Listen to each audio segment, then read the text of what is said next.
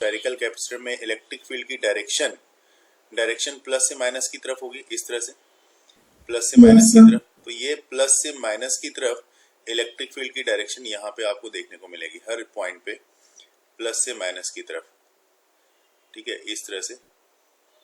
और electric field जो है हमेशा, ये भी हमने स्टडी किया हुआ है, सरफेस के परपेंडिकुलर होती है। जो तो वो बाहर वाले सरफेस के भी पॉइंट पे, हर पॉइंट पे परपेंडिकुलर होगी, इवन अंदर वाले सरफेस पे भी परपेंडिकुलर होगी, ठीक है।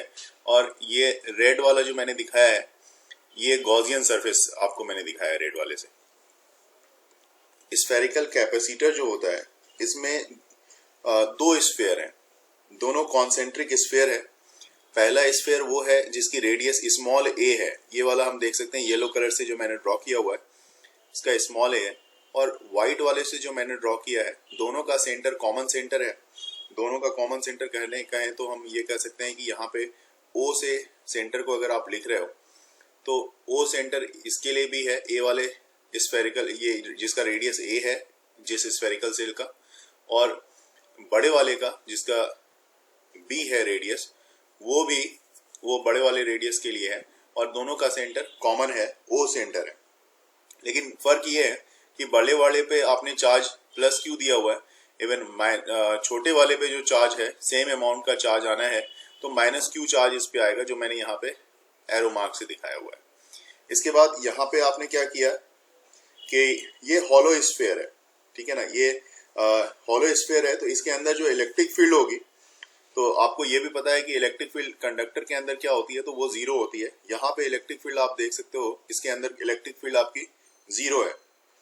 तो ये कब है, इसके अंदर अगर आप इलेक्ट्रिक फील्ड देखोगे तो जैसे मैंने यहाँ पे रेड लाइन से, एक डॉटेड लाइन से मैंने गॉसियन सरफेस ड्रॉ किया हुआ है। तो गॉसियन सरफेस की जो सेंटर से, ये भी कॉन्सेंट्रिक ही है, मतलब इसका सेंटर भी ओ है और इसकी जो रेडियस है वो रेडियस आर है। तो आर कहने का मतलब, अगर ये आर छोटा हो रहा है किससे, ए से, तो ए स्फेरिकल स्फीयर ये है। अगर आर की वैल्यू छोटी होगी ए से, तो इसका मतलब है कि ए के अंदर आ जाएगा आर। ए के अंदर अगर आ गया तो वहां पे इस छोटे वाले स्फेरिकल सेल के अंदर इलेक्ट्रिक फील्ड क्या होनी है, वो जीरो होनी है। दूसरी बात कि अगर मैं बड़े वाले रेडियस की इस आर की वैल्यू, इसी आर की वैल्यू जो गॉसियन सरफेस जहां पे मैंने लिया हुआ है, इसी आर की वैल्यू बड़े वाले स्फेरिकल सेल जिसका रेडियस बी है इससे बड़ी हो जाए, तो that means R greater than B अगर हो जाए, तो बाहर में भी आपकी जो इलेक्ट्रिक फील्ड होनी है, इस तरफ भी आउटसाइड द स्फेयर, ये भी आपको जीरो ही मिलना है। तो इस तरह से हमने देखा यहाँ पे कि अंदर में और बाहर में दोनों ही तरफ इलेक्ट्रिक फील्ड क्या हमें मिल रही है, जीरो मिल रही है। जब तक गॉस थ्योरम की बात करें तो इलेक्ट्रिक फ्लक्स जो होता है स्फेरिकल सेल के लिए, इलेक्ट्रिक फ्लक्स, चूंकि यहाँ पे इलेक्ट्रिक फील्ड बन रही है इसलिए इलेक्ट्रिक फ्लक्स की बात कर रहे हैं हम लोग, तो E into area, E into area कहने का मतलब यहाँ पे सरफेस एरिया स्फेयर की क्या होती है, 4 पाई आर स्क्वायर की होती है। तो 4 पाई और आर स्क्वायर, अभी मैं स्मॉल आर का इस्तेमाल कर रहा हूं, small R square, this one is equal to, Gauss theorem के हिसाब से इस पे जो चार्ज है वो क्यू है, और जो आपने गॉस थ्योरम का फॉर्मूला बताया क्यू बाय एप्सिलॉन नॉट, इसके इक्वल होगा। और यहां से अगर इलेक्ट्रिक फील्ड देखी जाए, सिर्फ ई की वैल्यू अगर आप निकालो, इस दोनों को देखते हुए, इस दोनों पार्ट को देखते हुए अगर इलेक्ट्रिक फील्ड निकालते हो, तो ई इक्वल टू आपके पास आएगा Q upon 4 pi epsilon not into R square, ये वाली वैल्यू आ जाएगी। अब आपको ये अच्छे से पता है कि इस दोनों के बीच पोटेंशियल डिफरेंस है, चूंकि ये प्लस है और छोटा वाला जो ए रेडियाई का है वो माइनस का है। तो पोटेंशियल डिफरेंस दोनों सेल के बीच जो होगी उसको कैसे देखा जाए, तो देखिए potential difference between two cells, spherical cell, तो potential difference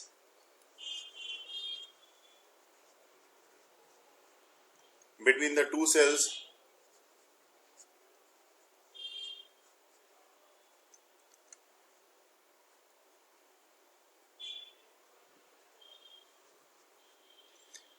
this will be, अब अब इलेक्ट्रिक फील्ड और पोटेंशियल के बीच का रिलेशन आपको पता है, क्योंकि वो रिलेशन होता है, आपको याद होगा, इलेक्ट्रिक फील्ड E जो होती है पोटेंशियल ग्रेडियंट के नेगेटिव ऑफ पोटेंशियल ग्रेडियंट होता है, E equal to minus dV/dr। तो यहां से अगर आप V को देखो, चूंकि लेते तो आप ऐसे हो, इस तरह से इंटीग्रेशन करके अगर लोगे आप dV, और इसकी पोटेंशियल 0 से V तक ली जाती है, this one is equal to integration of E into dr, E into dr। और इसमें जो सेल है आपकी, सेल की जो रेडियाई है, एक का A है और दूसरे का बड़े वाले का B है, तो इसकी लिमिट A से लेके B तक की जाएगी। ठीक है, माइनस साइन है तो माइनस आप आगे ले लो, इस तरह से आप दिखा सकते हो E इंटू dr करके। तो अभी ये दोनों ही वेक्टर हैं, इलेक्ट्रिक फील्ड भी वेक्टर है और जो dr का लेंथ है वो भी आपका वेक्टर है। तो this one is equal to, आप देख सकते हो, अगर मैग्नीट्यूड के फॉर्म में देखा जाए तो इसको आप डायरेक्ट E इंटू dr लिखोगे, क्योंकि देखो इलेक्ट्रिक फील्ड और dr मतलब जो r है उसी डायरेक्शन में इलेक्ट्रिक फील्ड होगी, क्योंकि दोनों जो होता है या तो पैरेलल या एंटी पैरेलल। तो अब यहाँ पे आप देखो कि क्या हो रहा है, यहाँ पे माइनस साइन था और ये देखो आपको इलेक्ट्रिक फील्ड की डायरेक्शन देखो, इलेक्ट्रिक फील्ड की डायरेक्शन इस तरफ है। तो मैं किसी भी एक इलेक्ट्रिक फील्ड को अगर कंसीडर कर लूं, जिस तरह से मैं देख रहा हूं यहाँ पे कि इलेक्ट्रिक फील्ड की डायरेक्शन, तो बहुत ही मार्केबल बात है ये, ध्यान से देखना। इलेक्ट्रिक फील्ड आपकी इस तरह से अंदर की तरफ है, बिल्कुल सही बात है, और जो रेडियस है ये आर जो है वो किधर है, वो बाहर की तरफ है, तो वो रेड कलर से है, वो बाहर की तरफ है। तो इसको मैं बाहर की तरफ लेके दिखा रहा हूं, देखो ये बाहर की तरफ है। तो बाहर की तरफ होने से क्या हो रहा है, इसका मतलब इलेक्ट्रिक फील्ड और इसके बीच की एंगल कितने की बन रही है, 180 डिग्री की बन रही है, क्योंकि एक का डायरेक्शन इस तरफ है और दूसरे का डायरेक्शन इस तरफ है, तो दोनों के बीच की एंगल कितने की बनेगी, 180 डिग्री की बनेगी। और cos 180, क्योंकि फॉर्मूला होता है E डॉट ए, तो cos 180 का फॉर्मूला, cos 180 की वैल्यू होती है -1। तो -1, अब देखो यहाँ पे, इसलिए ये डॉट प्रोडक्ट था यहाँ पे, तो दोनों का डॉट प्रोडक्ट cos 180 में चला गया, cos 180 -1 होता है, -1 और इसका माइनस, तब जाके ये माइनस कैंसिल हो गया, इसलिए मैंने सेकेंड स्टेप में माइनस नहीं लिखा है। ठीक है, फिर से यहाँ पे वही काम करो, आप इंटीग्रेशन ले लो A से B तक के लिए, ले लिया हमने, और देखो E की वैल्यू हमारी कितनी रहेगी, तो E इक्वल टू होता है, जो हमने निकाला था E की वैल्यू, आप देख सकते हो चाहो तो यहाँ पे E इक्वल टू Q/4πε0r²। तो आप कुछ मत करो, यहाँ पे इसकी वैल्यू को पहले रख दो कि Q upon 4πε0 into r², E की वैल्यू आपने रख दी, और एक आपके पास सिर्फ रह गया dr, तो इंटू dr। और नेक्स्ट स्टेप में आप क्या करने जा रहे हो वो देखो। अब जो कांस्टेंट है उसको, कांस्टेंट का इंटीग्रेशन या डिफरेंशिएशन तो होता नहीं है, तो उसको बाहर कर लो इंटीग्रेशन से, तो Q/4πε0 को आप बाहर कर लो, तो बार बार लिखने से भी बच जाएंगे। और इंटीग्रेशन अब करनी है आपको A से B तक, और ये r² डिवाइड में है, तो r पे पावर -2 लिख लो आप, इंटू dr। ठीक है, तो अब देखो आगे, अब आप Q/4πε0 इंटीग्रेट करने जा रहे हो आप, r पे पावर -2 को अगर आप इंटीग्रेट करोगे ना, तो वो आ जाएगा आपके पास -1/r, और लिमिट ले लो आप A से B तक की, तो यहाँ पे आप लिमिट दिखा दो A से B तक के लिए।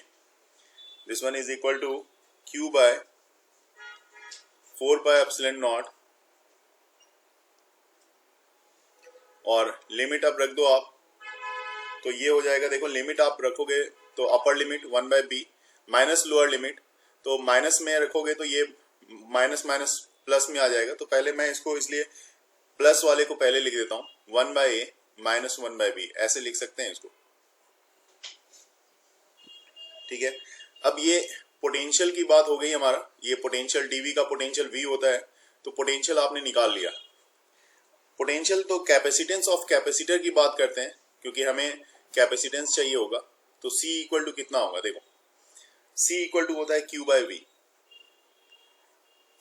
तो यहाँ पे आपने लिख दिया Q अपॉन v, और Q अपॉन v में आप देखो, अपॉन में v की वैल्यू जो आपके पास ये वाली जो आई है, तो इसमें q upon 4 pi epsilon nought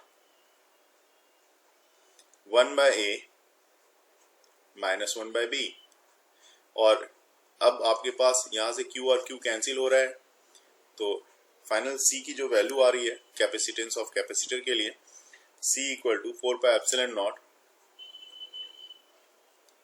a b upon b minus a, क्योंकि बड़े वाला जो रेडियस है वो b है और छोटा वाला a है, तो b माइनस ए, ये आपका कैपेसिटेंस ऑफ कैपेसिटर के लिए, स्फेरिकल सेल के लिए फॉर्मूला आ रहा है।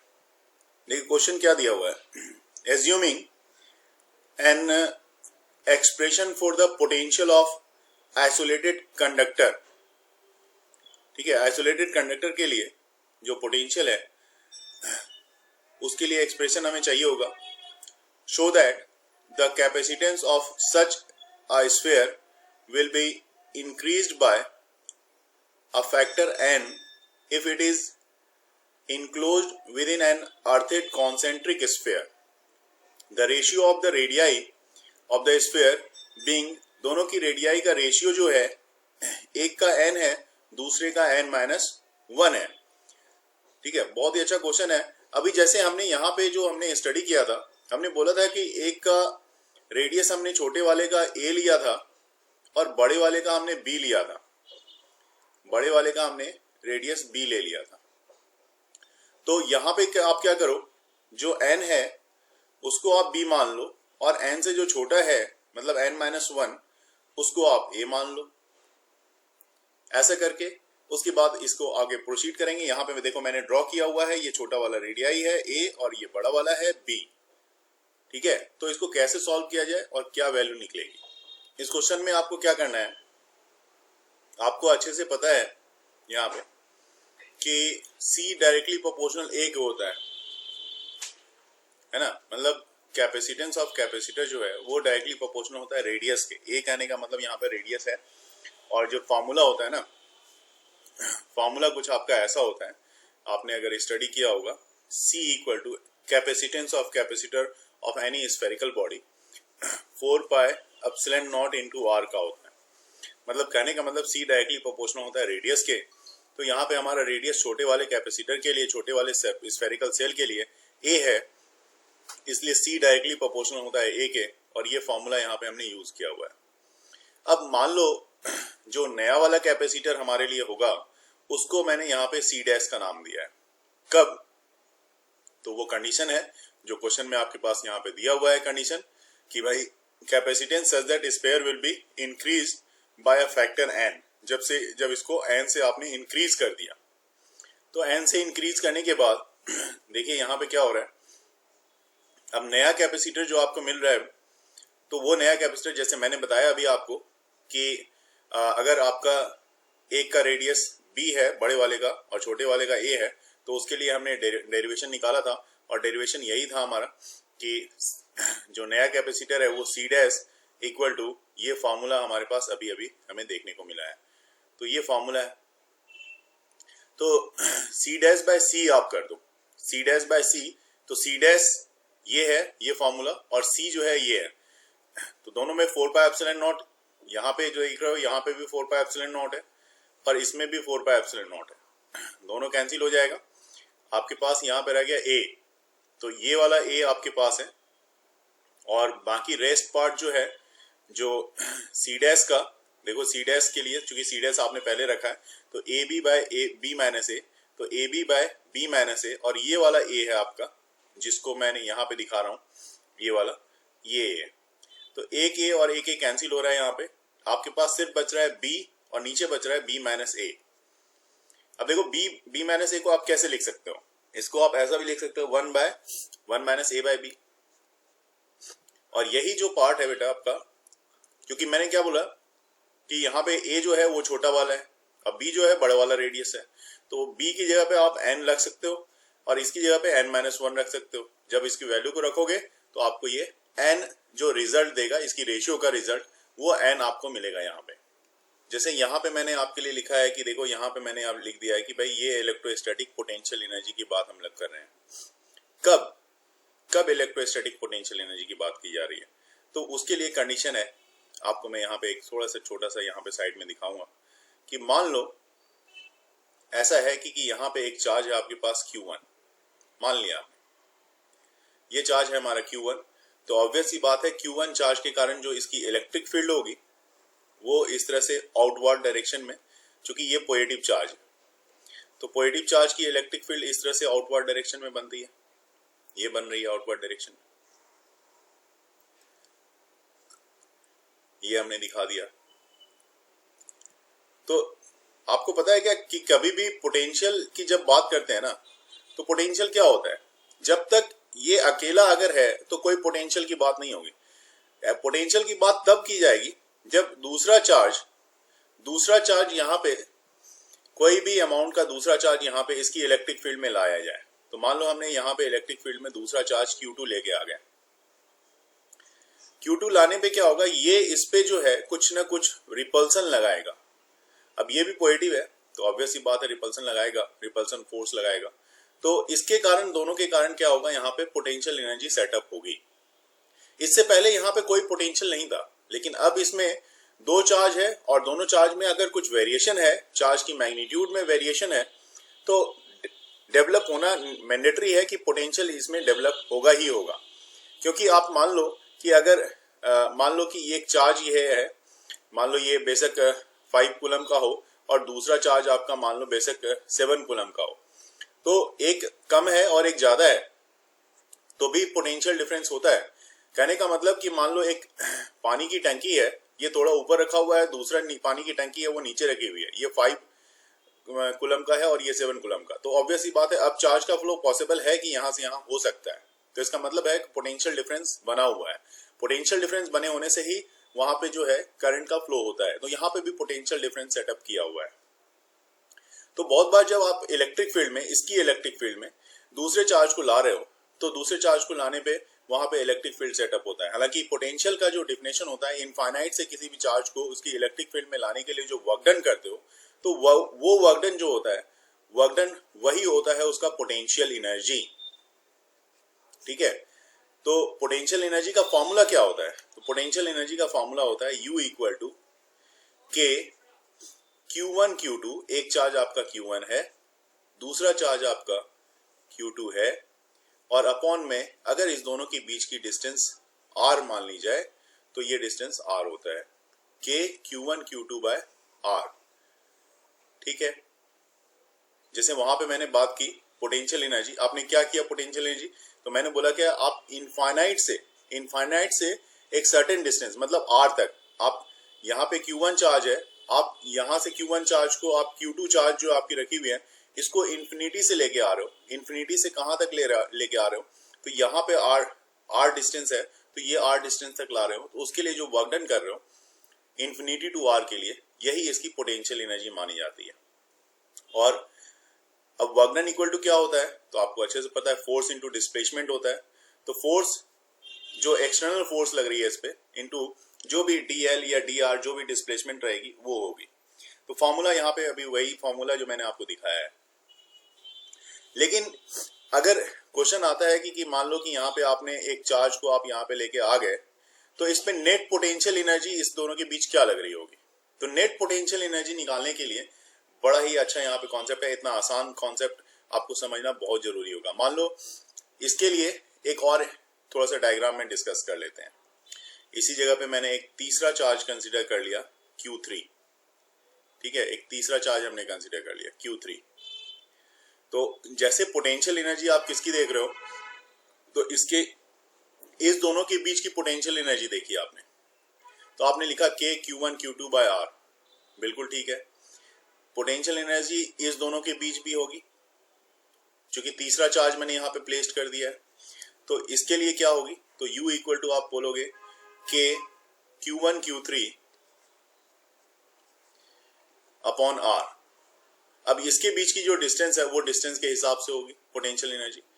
मतलब देखो आप इसके बीच की जो पोटेंशियल एनर्जी हो गई, तो पोटेंशियल एनर्जी 1 और 2 के बीच की हो गई। इसके बीच की कितनी होगी, 1 और 3 के बीच की होगी। और एक पोटेंशियल एनर्जी जो ऑटोमेटिकली इस दोनों के बीच की भी सेटअप होगा, ऐसा नहीं कि इस दोनों के बीच सेट नहीं होगा, वो होगी potential energy due to 2 and 3। तो नेट पोटेंशियल एनर्जी निकालने के लिए आप इसी मेथड को यूज करोगे, यू नेट मतलब नेट पोटेंशियल एनर्जी। जब भी इलेक्ट्रिक फील्ड में अगर दो चार्जेस यहाँ पे और एक्स्ट्रा रख दी गई हो तो उसकी पोटेंशियल एनर्जी, तो पहली पोटेंशियल एनर्जी ये रही आपकी पोटेंशियल एनर्जी एक दूसरे के कारण 1 और 2 के कारण, प्लस पोटेंशियल एनर्जी 1 और 3 के कारण, प्लस पोटेंशियल एनर्जी अब इस दोनों 2 और 3 के कारण। तो ये नेट पोटेंशियल एनर्जी होगी। अब बढ़ सकते हैं यहाँ पे जो भी डिस्टेंस आप ले लो, मान लो ये डिस्टेंस r1 रही हो, ये r2 रही हो, ये r3 रही हो, तो आप यहाँ पे चूंकि इसकी बात कर रहे हो तो 1 2 के बीच की डिस्टेंस r1 ले सकते हो, और आप अगर दूसरे की बात कर रहे हो 1 और 3 की भी बात कर रहे हो तो इसलिए 1 और 3 के लिए इसकी डिस्टेंस r2 है तो r2 ले लो। इवन 2 और 3 के बीच की अगर डिस्टेंस आपकी r3 ले रखी है आपने तो k q1 q2 q3 upon r3, और ये सबका एक अलजेब्रिक सम हो जाता है। सिंपल सा अलजेब्रिक सम। अलजेब्रिक सम क्यों हो रहा है तो ये भी मैं बता दूं। अलजेब्रिक सम इसलिए हो रहा है क्योंकि ये एक स्केलर क्वांटिटी है। एनर्जी बार बार मैं एनर्जी बोल रहा हूँ, तो इवन पोटेंशियल भी होता तो पोटेंशियल भी एक स्केलर क्वांटिटी होता है। यहाँ पोटेंशियल एनर्जी की बात कर रहा हूँ तो ये भी एक स्केलर क्वांटिटी ही है। देखिए क्वेश्चन क्या दिया हुआ है। क्वेश्चन आपके पास है, उसी पे बेस्ड क्वेश्चन है जो अभी मैंने जहां तक कराया उसी पे बेस्ड क्वेश्चन है। 2 protons are separated by a distance r। दोनों प्रोटॉन्स जो हैं r डिस्टेंस सेपरेटेड है। What will be the speed of each protons. हर एक प्रोटॉन की स्पीड बतानी है आपको। When they reach infinity under their mutual repulsion. ठीक है, अब इसको कैसे सॉल्व किया जाए और आपको निकालना क्या है, तो आपको निकालनी है स्पीड। ये देखो यहाँ पे मैंने राउंड कर रखा है यहाँ पे कि मुझे स्पीड निकालनी है। तो एक बार अटेम्प्ट करो और उसके बताओ कैसे होगा ये। देखो इस तरह के क्वेश्चन को सॉल्व करने में आपको क्या करना है, दो चार्ज ले लो आप। प्रोटॉन्स है, दोनों प्रोटॉन्स ही है। तो यहाँ पे मैंने दिखाया भी है, दो प्रोटॉन्स ले रहे हैं। ये देखिए यहाँ पे एक प्रोटॉन्स यहाँ पे ले लिया, दूसरा प्रोटॉन यहाँ पे, दोनों पॉजिटिव है। तो यहाँ पे मैंने दिखाया कि ये देखो ये पॉजिटिव है और ये भी पॉजिटिव है। ठीक है, तो सबसे पहली बात सेपरेटेड बाय डिस्टेंस। अब दो चार्ज है, दो चार्ज एक दूसरे के पास रखी हुई, तो ऑब्वियस सी बात है वहां पे पोटेंशियल एनर्जी तो होगी ही होगी। तो पोटेंशियल एनर्जी इसकी कितनी हो रही है, क्योंकि दोनों एक दूसरे की इलेक्ट्रिक फील्ड में आ रहा है, तो ये पोटेंशियल एनर्जी का जो फॉर्मूला होता है k q1 q2 bye r। तो इस प्रोटॉन पे जो चार्ज है वो इलेक्ट्रॉन, चार्ज तो इलेक्ट्रॉन के बराबर ही होता है, तो इस पे भी चार्ज इलेक्ट्रॉन के बराबर ही है। तो इसलिए E और E दोनों के चार्ज को मैंने E और E से लिख दिया, और इसकी जगह पे भी Q की जगह पे मैंने देखो यहाँ पे E और दूसरे Q की जगह पे भी E रख दिया। तो k E into E upon R, that means k E square upon R। ये पोटेंशियल एनर्जी निकल गई। अब दोनों चार्ज एक दूसरे के पास कितने डिस्टेंस पे रखा हुआ है, तो R डिस्टेंस पे रखा हुआ है। ठीक है, ये क्वेश्चन में R डिस्टेंस पे दोनों रखा हुआ है। तो दोनों क्या करेगा, दोनों की जो टोटल मैकेनिकल एनर्जी है ना, इसकी मैकेनिकल एनर्जी और टोटल मैकेनिकल एनर्जी इसकी, टोटल इसकी, ये दोनों मैकेनिकल एनर्जी क्या होती है, मैकेनिकल एनर्जी होती है combination of potential plus kinetic energy. तो बिफोर जब आपने रखा उस समय और उसके बाद दोनों का, ठीक है, टोटल मैकेनिकल एनर्जी, उससे इवन इनिशियल मैकेनिकल एनर्जी बोल सकते हो आप इसको, और ये हो सकता है फाइनल मैकेनिकल एनर्जी। तो इनिशियल मैकेनिकल एनर्जी जो थी जब ये दोनों एक दूसरे के पास रखा हुआ था, तो सिर्फ इसमें पोटेंशियल एनर्जी थी, इलेक्ट्रोस्टैटिक पोटेंशियल एनर्जी। क्यों काइनेटिक एनर्जी नहीं थी, क्योंकि आप जैसे ही लेके आ रहे हो तो दोनों एक दूसरे पे फोर्स ऑफ रिपल्सन लगाएगा, दोनों सेम चार्ज का है। तो यहाँ पे इसकी पोटेंशियल एनर्जी, जो पोटेंशियल एनर्जी हमने यहाँ पे निकाल रखी है k E square by R, तो ये आ गया आपका k E square by R। Even अभी जो है हमारे पास कोई काइनेटिक एनर्जी नहीं है, इसको क्रॉस कर दिया हमने। लेकिन बाद में जैसे ही प्लेस करते हो आपने यहाँ पे, जैसे इस चार्ज को छोड़ा तो दोनों चार्ज एक दूसरे की तरफ, ये चार्ज इस तरफ भागेगा और उतने ही फोर्स से ये भी उसको रिपेल करेगा इस तरफ। के बाद जैसे ही आपने इसको छोड़ा तो अब क्या हुआ कि चार्ज में काइनेटिक एनर्जी आ गई, ये इधर भागा और ये इधर भागा। तो काइनेटिक एनर्जी, दोनों की काइनेटिक एनर्जी इक्वल। इसकी मास अगर m है तो इसका kinetic energy half mv square होगा, इसका भी मास m है, सेम मास का है, तो इसका भी kinetic energy half mv square होगा। तो इसका मतलब मोशन में जब ये आ गया तो पोटेंशियल एनर्जी जीरो हो गई, कोई पोटेंशियल एनर्जी नहीं। अब इसके बाद फाइनल कंडीशन में इन दोनों में ही काइनेटिक एनर्जी है, हाफ mv स्क्वायर इसके लिए भी मतलब फर्स्ट चार्ज के लिए, मतलब पहले प्रोटॉन के लिए, और दूसरे प्रोटॉन के लिए भी kinetic energy half mv square. तो दोनों के लिए पोटेंशियल एनर्जी जो है खत्म हो गई, दोनों की काइनेटिक एनर्जी में वो कन्वर्ट हो गया। तो law of conservation of energy ये कहता है कि energy neither be created nor be destroyed. तो दोनों एनर्जी यहाँ पे, इसका मतलब हमारे पास सेम होनी चाहिए। मतलब जो स्टार्टिंग में हमारी एनर्जी है वही एनर्जी हमारी फाइनल में होनी चाहिए। तो इसका मतलब के ई स्क्वायर अपॉन आर, ये इनिशियल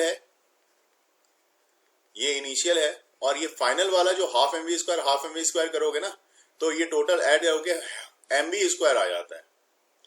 तो इसका मतलब यहाँ पे v स्क्वायर अगर आप निकालोगे तो के e square upon m are, और सिर्फ यहाँ पे अब v निकालोगे तो v क्या हो जाएगा, आपके अंडर रूट में आ जाएगा।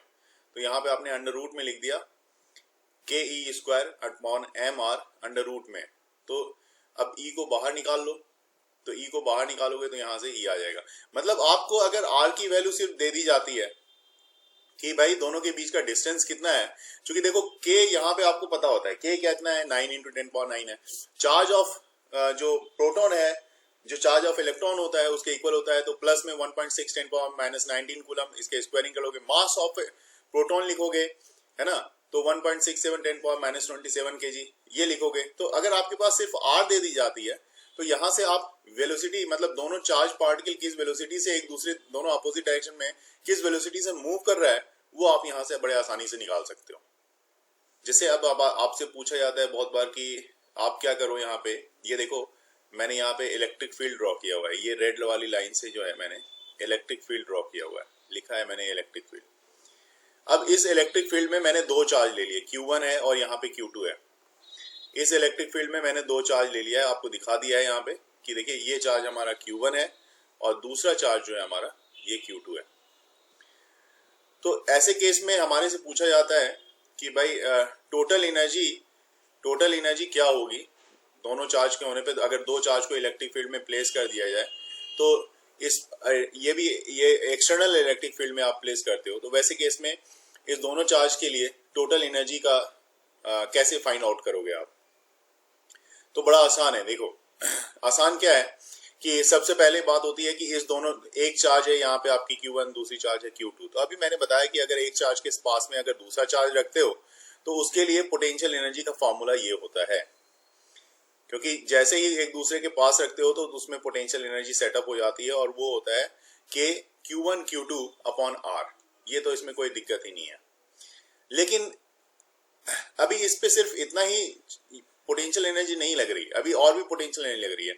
यहाँ पे हो सकता है इसकी पोटेंशियल कुछ रही हो V1, इस पे इसकी पोटेंशियल यहाँ पे जहां पे आपने Q1 चार्ज छोड़ रखा है यहाँ की पोटेंशियल कुछ अलग होगी, और जहां पे आपकी Q2 चार्ज है वहां की पोटेंशियल कुछ अलग होगी, क्योंकि इलेक्ट्रिक फील्ड इधर से इधर मूव कर रहा है। तो इलेक्ट्रिक फील्ड जब इधर से इधर मूव कर रहा है तो यहाँ इस जगह की V1 की पोटेंशियल जो होगी ऑब्वियस सी बात है ग्रेटर होगी V2 की पोटेंशियल से।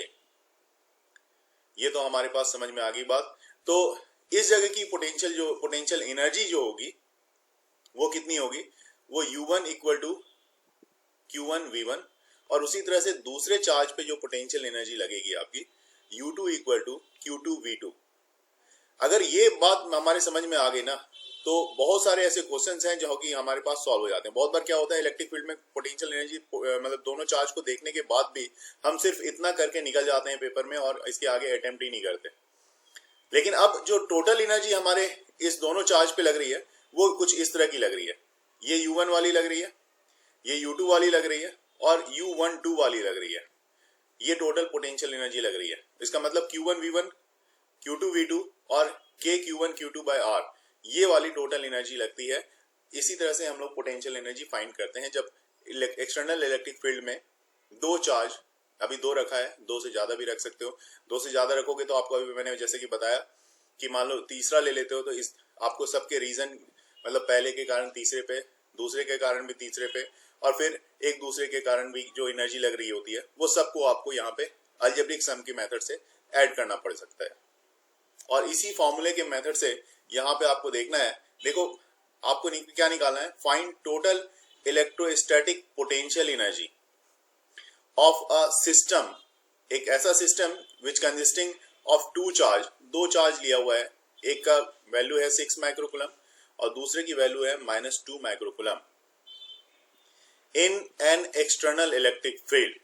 तो वैसे केस में आपको इलेक्ट्रोस्टैटिक पोटेंशियल एनर्जी बतानी पड़ेगी। ट्राई करके देखो आप। देखो जैसा कि मैं बता रहा हूं, यहाँ पे हमारे पास ये भी दिया हुआ है कि E = A/r², और A जो है एक टर्म्स है जिसकी वैल्यू आपके पास दे दी गई है, न्यूटन मीटर स्क्वायर पर कूलम। ठीक है, आपके पास जो ये इलेक्ट्रिक फील्ड है, इस इलेक्ट्रिक फील्ड में दो चार्ज आपके पास दी हुई है, जैसा 6 माइक्रोकूलम का है और दूसरी तरफ -2 माइक्रोकूलम का है। दोनों की पोजीशन दी हुई है, पोजीशन कुछ इस तरह की दी हुई है, -3 0 0, मतलब ये एक्स एक्सिस को बता रहा है, ये वाई को और ये जेड को। तो एक्स एक्सिस के -3 में ये है, और दूसरी तरफ मतलब निगेटिव एक्स डैश इसको बोला जाए तो गलत नहीं होगा, उसी तरह से ये एक्स के पॉजिटिव में है तो ये 3 में आएगा। ठीक है बेटा, तो आपने 6 कूलम की जो पोजीशन है, 6 कूलम की जो पोजीशन है वो ये रही है रिस्पेक्टिवली में, तो 3 0 0 -3 0 0 और -2 कूलम की जो है वो 3 0 0 की है। तो जैसे मैंने बताया कि दो चार्ज है और इसको इलेक्ट्रिक फील्ड में आप रख रहे हो, तो इस पे कौन कौन सा एनर्जी काम करेगा। तो पहली एनर्जी U1, मतलब इसके लिए अगर बात करें 6 कूलम के लिए, तो U1 = Q1V1। दूसरी एनर्जी जो इस पे काम कर रही है -2 माइक्रोकूलम पे, Q2V2 की। और तीसरी एनर्जी जो एक दूसरे के कारण दूसरे पे काम कर रही होगी, तो U12 = KQ1Q2 बाय जो डिस्टेंस है इसकी, तो R डिस्टेंस, R मतलब कहने का मतलब -3 से 3 तक का जो डिस्टेंस है वो 6 का है। तो ज्यादा कुछ इसमें सोचने की जरूरत नहीं है, जहां तक मैंने यहाँ पे ये वैल्यू देखा है उसके हिसाब से यहाँ पे मूव करेंगे और वैल्यू को सिर्फ यहाँ पे प्लेस करने की जरूरत है, कोई ज्यादा दिक्कत नहीं है। तो अब देखो वैल्यू क्या क्या जो दी हुई है वैल्यू, उसको मैं यहाँ पे प्लेस कर रहा हूँ। तो Q1 जो चार्ज है वो 6 × 10⁻⁻⁶ ये चार्ज थी मेरी। और जहां तक V1, अभी हमें V1 पता ही नहीं है कि V1 कैसे निकाला जाए, क्योंकि V1 बिना निकाला हुआ, ये V1 और V2 को बिना निकाले आप इसमें किसी भी वैल्यू को पुट नहीं कर सकते। तो सबसे बड़ा चैलेंज हमारे पास V1 के लिए होता है इस तरह के क्वेश्चन को निकालने के लिए। तो देखिए रिलेशन, जैसे कि मैंने डिस्कस भी किया था आपसे, रिलेशन होता है E = -dV/dr। तो ये रिलेशन से आप यहाँ पे dV = ले सकते हो -E × dr, और जो रेंज है इसकी वो R1 से R2 तक हमने दिखा दी है। ठीक है, यहाँ से हम पोटेंशियल निकालने में बड़ा हेल्प मिलेगा यहाँ से। वो देखो कैसा, कि जैसे मैंने फिर से दिखाया 0 से V तक का पोटेंशियल ले लो, हो गया। उसके बाद आपने यहाँ पे देखा कि जो भी आप रेंज कहाँ से लेते हो, इन्फिनिटी से R तक की रेंज यहाँ पे हमने इन्फिनिटी से R तक का दिखा दिया। उसके बाद ये आप देखो, तो जैसे ये E होता है बेटा, आपके पास ये E देख रहे हो, यहाँ पे E है, तो E = आपके पास रिलेशन दी हुई है E = A/r², तो इसलिए E की जगह पे आपने A/r² रख दिया, इंटू dr है ही। और अब इंटीग्रेट करोगे आप इसको, तो थोड़ा सा और स्क्रॉल करता हूं मैं ऊपर की तरफ, देखो इंटीग्रेशन, सब फिर से मेथड हो गया इंटीग्रेशन, सारा चीज आपको आता है, इंटीग्रेशन अच्छे से आता है। तो यहाँ पे A को आपने बाहर निकाल दिया, कांस्टेंट था, R⁻²/dr। अभी इसी में फर्स्ट वाले में मैंने वही किया था इंटीग्रेशन, जो कि 1/-r लिखा था, तो 1/r माइनस करके, तो ये R⁻1 आ रहा है, और इसका माइनस जो बाहर निकाल दिया, तो ये ऑटोमेटिकली यहाँ पे आपके पास फाइनल आ रहा है A 1/r -1/∞। मतलब 1/∞ तो 0 हो जाना है आपका, तो ये आपके पास रेस्ट आ रहा है, मतलब V की वैल्यू देखो आपने निकाल ली, V = A/r। तो यहाँ से V की वैल्यू जब निकल गई, तो क्यों ना इस V की वैल्यू को यहाँ पे, इसलिए मैंने यहाँ पे रखा हुआ है। अब डायरेक्ट आप इसकी वैल्यू को यहाँ पे रख के अपना काम आराम से कर सकते हो। कहने का मतलब ये देखो, यहाँ पे जैसे V1 था तो A/r1 रखा मैंने, यहाँ पे V2 था तो A/r2 रखा मैंने, है ना। तो जहां जहां V1 की वैल्यू आपको उठानी है यहाँ से आप उठा लो।